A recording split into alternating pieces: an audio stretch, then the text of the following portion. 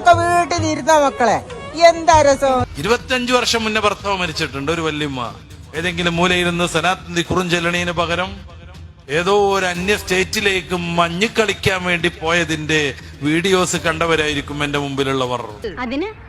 അതിനൊന്നും ഇല്ലേ? മഞ്ഞ് വാരിങ്ങനെ ഇടാണ് മൂപ്പത്തി. ഇതാണ് പ്രശ്നം, ഇതാണ് പ്രശ്നം. നിനക്കതൊക്കെ എങ്ങനെയാ സാധിക്കും?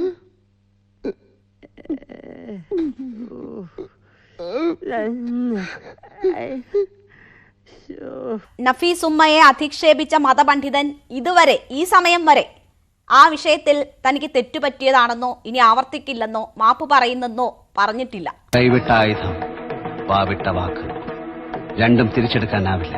ഓർക്കണം, ഓർത്താൽ നന്ന്. യഥാർത്ഥത്തിൽ ഞാൻ ഈ വിഷയത്തില് എനിക്ക് പറയാനുള്ളത്, ഒരു സ്ത്രീ ആ സ്ത്രീക്ക് അവരുടെ ജീവിതത്തിൽ ഇസ്ലാം അനുവദിച്ചു നൽകിയിട്ടുള്ള അവകാശങ്ങൾ, അവരുടെ പൊതുജീവിതം, അവരുടെ വ്യക്തി ജീവിതം, അവരുടെ സാമൂഹിക ജീവിതം, അവരുടെ സാമൂഹിക പ്രവാചകൻ സല്ലല്ലാഹു അലൈഹി വസല്ലമ അദ്ദേഹത്തിന്റെ കാലഘട്ടത്തിലെ അദ്ദേഹത്തിന്റെ ഭാര്യമാരായ ഇണകളെ പല രൂപത്തിലുള്ള ഉല്ലാസയാത്രകളിലും കൊണ്ടുപോയിട്ടുണ്ട്.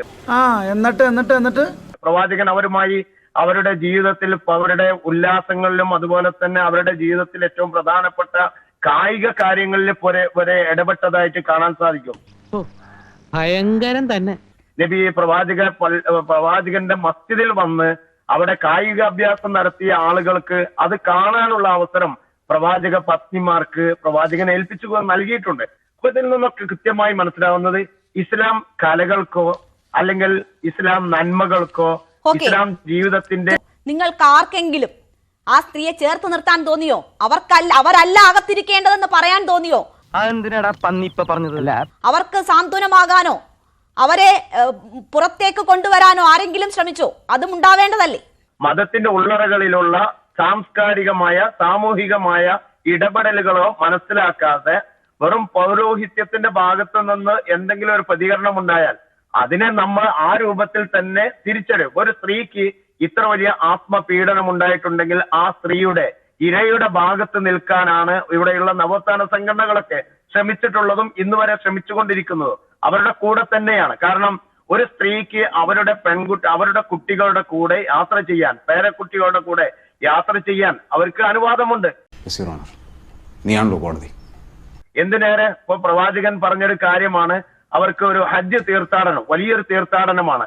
കിലോമീറ്ററുകൾ ദൂരം യാത്ര ചെയ്യേണ്ട, ദിവസങ്ങൾ നിലനിൽക്കുന്ന തീർത്ഥാടന യാത്രകളിൽ പോലും അവർക്ക് സ്വന്തം രക്തബന്ധത്തിൽ ഇല്ലാത്ത ആളുകൾ, അവരുടെ രക്തബന്ധത്തിലെ ആളുകൾ ഇല്ലെങ്കിൽ പോലും മറ്റുള്ളവരുടെ കൂടെ യാത്ര ചെയ്യാൻ പോലും അനുവാദം നൽകിയ ഒരു മതമാണ് ഇസ്ലാം. എന്നിട്ട് എന്തുകൊണ്ട് അയാൾ എന്നോട് പറഞ്ഞില്ല? ഭർത്താവ് മരണപ്പെട്ടാല് ഖുർആൻ ഓതിയിരിക്കണം എന്ന് പറയുന്നത്. ഇദ്ദേഹമൊക്കെ എന്താ ഖുർആൻ ഓതിയിരിക്കാത്തത്? അങ്ങനെ പറയരുത്. ഇദ്ദേഹം പിറ്റേന്ന് പോയിട്ട് കല്യാണം കഴിക്കുമല്ലോ ഭാര്യമാര് മരിച്ചാല്. ഒരു കയ്യബദ്ധം നാറ്റിക്കരുത്. സ്ത്രീകൾ എപ്പോഴും ഇങ്ങനെ സങ്കടപ്പെട്ട് ഇരുന്നോളണം. ഇപ്പൊ സ്ത്രീകളെ എപ്പോഴും അടിച്ചമർത്തണം. ഇതാണ് ഇവരുടെ ലക്ഷ്യം.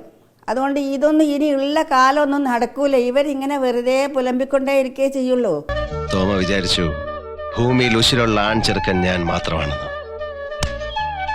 അല്ല, ഈ ചങ്ങലക്കിടാനൊന്നും ഇനിയുള്ള കാലം ആലോചിച്ചാൽ നടക്കൂല. ഇവരിങ്ങനെ പുലമ്പിക്കൊണ്ടേ ഇരിക്കും. അതൊക്കെ അങ്ങ് മൈൻഡ് ചെയ്യാതെ വിടുക ചെയ്യണ്ടെന്നാണ് എനിക്ക് പറയാനുള്ളത്. ഇസ്ലാമിൽ പറഞ്ഞ കാര്യങ്ങളൊക്കെ ഇപ്പൊ പൂർണ്ണമായി പാലിക്കുന്നവരാണ് ഇവരൊക്കെ. അതും കൂടി പറയട്ടെ, ഇവരൊക്കെ പൂർണ്ണമായി പാലിക്കപ്പെടുന്നുണ്ടോ ഇതൊക്കെ? അത് ഉത്തരം പറ. അത് നീ ഇപ്പൊ ചോദിച്ചതേ ഒരു ആദ്യം ഊള ആൻസറാ. ഇത് പ്രത്യേകമായിട്ട് മുസ്ലിം സ്ത്രീകളെ എങ്ങോട്ട് പോകുന്നുണ്ട്, ഏത് വഴിക്ക് പോകുന്നുണ്ട്, ഇതും തെരഞ്ഞ് നടക്കല ഇവരെ പരിപാടി. ഇവർക്കെല്ലാം പോയിട്ട് ഖുർആൻ ഓതി പള്ളിയിൽ ഇരുന്നൂടെ?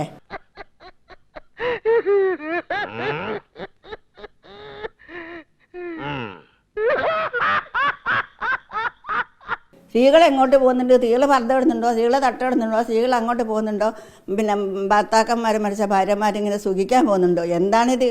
നന്നായി ആഘോഷിക്കണമെന്നാണ് ഞാൻ പറയുന്നത്. 100% ഞാൻ യോജിക്കുന്നു. യഥാർത്ഥത്തിൽ ഇവിടെ ഒരിക്കലും മതം ഒരു ഭാഗത്ത് നിന്നുകൊണ്ട് മതത്തെ നമ്മൾ കാണരുത്. ഇസ്ലാം എന്ന് പറയുന്ന മതത്തിന്റെ വിശാലമായ ആശയലോകം അത് സ്ത്രീ പുരുഷനെ സംബന്ധിച്ച് മാത്രമല്ല, ഇസ്ലാമിന്റെ എല്ലാ കാഴ്ചപ്പാടുകൾക്കും ഓരോരുത്തർക്കും അവരുടേതായ അവകാശങ്ങൾ കൃത്യമായി വകവെച്ച് നൽകിയിട്ടുള്ള ഒരു മതമാണ് ഇസ്ലാം. സ്ത്രീയുടെ അവകാശങ്ങളുണ്ട്, പുരുഷന് പുരുഷന്റേതായ അവകാശങ്ങളുണ്ട്. യഥാർത്ഥത്തിൽ ഇസ്ലാമിക മതം പഠിക്കാത്ത, ഇസ്ലാമിന്റെ മതത്തിന്റെ വിശാലമായ കാഴ്ചപ്പാടുകൾ അറിയാത്ത പൗരോഹിത്യമാണ് യഥാർത്ഥത്തിൽ ഈ ഇടപെടലുകളിൽ ഇപ്പോൾ ചർച്ചയ്ക്ക് നേതൃത്വം വഹിച്ചത് എന്നാണ് ഞാൻ മനസ്സിലാക്കുന്നത്. വെറുതെ ചിരിപ്പിക്കരുത്. തികച്ചും മതവിരുദ്ധമായ, മതം മനസ്സിലാക്കാത്തൊരു വ്യക്തിയുടെ ഭാഗത്തു നിന്ന് വന്ന ഒരു പ്രതികരണം, ഒരു പ്രത്യേകമായ പരാമർശം മാത്രമാണ്. ഒടുവിൽ കുറ്റസമ്മതം നടത്തി അല്ലേ? ഒരു വീട് ജപ്തി ചെയ്യുന്നുണ്ട്, ബാങ്ക് ലോൺ അടക്കാൻ സാധിച്ചിട്ടില്ലെങ്കിൽ. ബാങ്ക് ലോൺ അടച്ചിട്ടില്ലെങ്കിൽ ജപ്തി ചെയ്യുമ്പോൾ അത് വലിയ വാർത്തയാണ്. രാഷ്ട്രീയ പാർട്ടികൾ പോവും, മതസംഘടനകൾ പോവും, സാമ്പത്തികമായി സഹായിക്കേണ്ടവർ പോവും, അതൊക്കെ ചെയ്തു കൊടുക്കും. പക്ഷേ ഭർത്താവ് മരണപ്പെട്ടാൽ, ഉമ്മയും മാപ്പയും മരണപ്പെട്ടാൽ അവർ കുടിയിറക്കപ്പെടുന്നത് ആരും കാണുന്നില്ല, ആരും കണ്ണീര് കാണുന്നില്ല, ഈ അനാഥരെ കാണുന്നില്ല. ഇതൊന്നും ഇവർക്ക് വിഷയമല്ല. ചില നേരത്തെ സത്യങ്ങൾ നുണയായിട്ടേ മറ്റുള്ളവർക്ക് തോന്നും. ഇവർക്ക് പെണ്ണുങ്ങൾ എവിടെ പോയി, പെണ്ണുങ്ങൾ അവിടെ പോയോ, ഇവിടെ പോയോ, ഇത് തെരഞ്ഞു നടക്കുന്ന പരിപാടിയാണ്. ഇതിനൊക്കെ അറുതി വരുത്തേണ്ട സമയമായിരിക്കുന്നു. അതൊക്കെ ചെയ്യാൻ പറ അവരോട്. ആക്ച്വലി സംഭവം തന്നെ, ബട്ട് കൊളോക്കിയലി കൊളമാക്കണ്ട. ഏറ്റവും കഠിനമായ മതം പറയുന്ന സ്ഥലങ്ങളിൽ പോലും ഇനി ഇതെന്തുകൊണ്ടാണ് നമ്മളെ മുസ്ലിങ്ങളിൽ മാത്രം ഇങ്ങനെ ഒരുമാതിരി കാടത്ത സ്വഭാവം കൊണ്ട് നടക്കുന്നത്? പ്രാകൃതമായ രീതിയിലാണ് ഇവരൊക്കെ നിൽക്കുന്നത്. അപ്പൊ തട്ടിപ്പാണല്ലേ? ഇതൊന്നും ഇനിയുള്ള കാലം നടക്കൂല. ഇന്നത്തെ പെൺകുട്ടികളൊന്നും ഇതൊന്നും അനുസരിക്കുകയും ചെയ്യൂല. അതുകൊണ്ട് ഇവരൊക്കെ പോയിട്ട് പള്ളിയിലിരുന്ന് ഖുർആൻ ഇരിക്കാൻ പറ. ഭാര്യമാർ അവിടെ നിന്ന് ഭക്ഷണം ഉണ്ടാക്കി തരുമെന്ന് വിചാരിക്കുകയും ചെയ്യണ്ട. ആ പെൺകുട്ടികൾ പറഞ്ഞ പ്രതികരണം ഉണ്ടല്ലോ, ആ പെൺകുട്ടികൾ പറഞ്ഞത് അവർക്ക് ഒരു സദസ്സിലും പോകാൻ പറ്റുന്നില്ല എന്നല്ലേ പറഞ്ഞത്. അതാണ് അവരുടെ ലക്ഷ്യം, ബഹിഷ്കരിക്കുക, ഫത്വ ഉണ്ടാക്കാം. ഫത്വ ഫാക്ടറിയാണ് ഇതൊക്കെ. ഫത്വ എന്തിനൊക്കെ ഫത്വ ഉണ്ടാക്കാൻ പറ്റും അതാണ്. അപ്പോൾ ആ സമൂഹത്തിനിടയിൽ അതൊരു വലിയ വിഷയമാവുമല്ലോ. അതിനു വേണ്ടിയാണ് ഇവർ നടത്തുന്നത്. സ്ത്രീകളെ എങ്ങനെയല്ല ഒതുക്കാൻ പറ്റൂ, അതൊന്നും ഇനി നടക്കില്ല. പ്രത്യേകിച്ച് മുസ്ലിം സ്ത്രീകൾ ഇന്ന് വിദ്യാസമ്പന്നരാണ്. അവരൊക്കെ വിദ്യാഭ്യാസ രംഗത്തും സാമൂഹിക രംഗത്തുമൊക്കെ വളരെ മുന്നേറിയിട്ടുണ്ട്. അതൊക്കെയാണ് ഇവർക്ക് അസ്വസ്ഥത ഉണ്ടാക്കുന്നത്. കാര്യം മനസ്സിലായില്ലേ? ആ അസ്വസ്ഥതകളൊക്കെ അവിടെ മാറ്റി വെച്ചിട്ട് പള്ളിയിൽ പോയി പള്ളിയിൽ പോയി ഖുർആൻ ഓതി ഇരിക്കാനും, എന്നിട്ട് അത് കഴിഞ്ഞ് പോവാം എവിടെ, അടുക്കളയിൽ പോയിട്ട് ഭക്ഷണം ഉണ്ടാക്കി കഴിക്കണം. അങ്ങനത്തെ കാലഘട്ടമാണ് വരാൻ പോണത്. 100% ഞാൻ യോജിക്കുന്നു.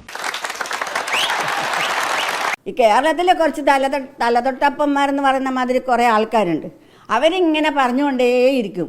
അവമാനിക്കരുത്, ഞാൻ നല്ലൊരു കുടുംബത്തിൽ പറഞ്ഞവനാണ്. നീ നല്ല കുടുംബത്തിൽ പറഞ്ഞു, ഞാൻ പിന്നെ മറ്റേ കുടുംബത്തിൽ പറഞ്ഞാണല്ലോ. ഞാൻ പോകുന്നു. ബൈ.